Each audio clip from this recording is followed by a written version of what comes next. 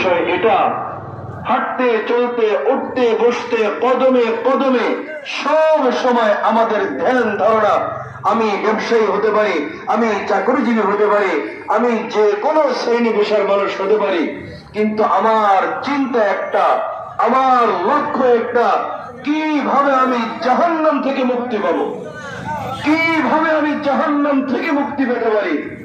আমি যদি আমার গোটা জীবনের সমস্ত অর্জন দিয়ে জাহান্নাম থেকে মুক্তি পেয়ে যাই, আল্লাহর কসম বন্ধু আমি আপনি সফল।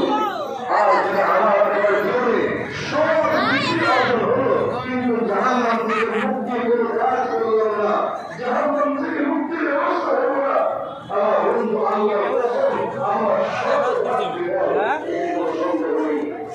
এজন্যে আমাদের প্রত্যেকটা কদম কদম হওয়া উচিত এভাবে যে কিভাবে আমরা জাহান্নাম থেকে মুক্তি হবে, কোন কাজ করলে জাহান্নাম থেকে নাজাত পাওয়া যাবে। হযরত উকবা ইবনে আমির রাদিয়াল্লাহু তাআলা আনহু এমন একটা প্রশ্ন করেছিলেন।